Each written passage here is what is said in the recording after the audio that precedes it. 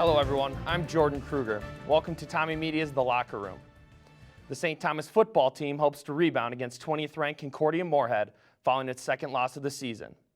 Wide receiver Jack Gilliland led St. Thomas in receptions and receiving yards in Saturday's loss to Bethel. Center TJ Woodrow is part of a St. Thomas offense that is ranked second in the MIAC in total yards per game.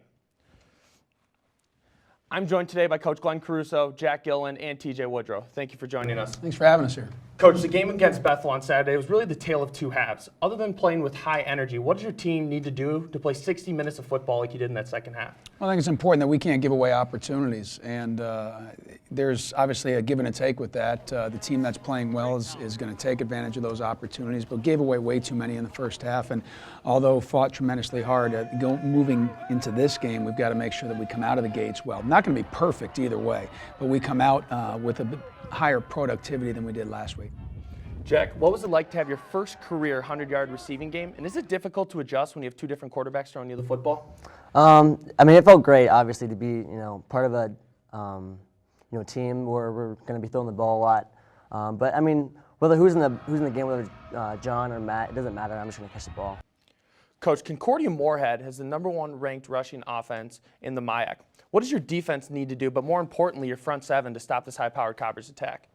Discipline. Obviously, the Concordia of old is still alive in their offense right now. So they're more balanced than they have been maybe from what people would remember 15, 20, 30 years ago.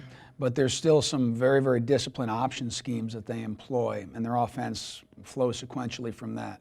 Griffin does a good job of all the other stuff and throwing the ball and the play actions off of that. But it all comes down to being assignment sound, being mentally tough, and doing your job and doing it to a very high level and trusting that the guy next to you is going to do his job. TJ, on the other side of the ball, the Cobbers defense is also #1 in the MIAC in rushing yards allowed.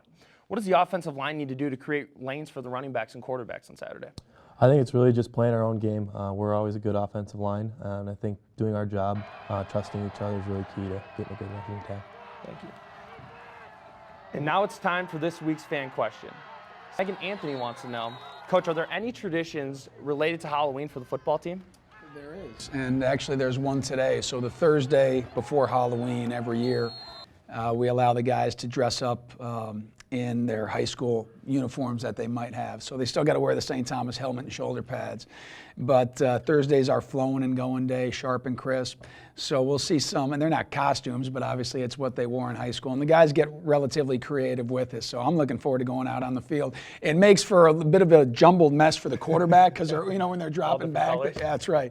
But it's exciting, and it's just a little way to bring a little bit of levity and fun to the practice. So we'll do that today. That is fun. If you have a question, tweet it to @TommyMedia.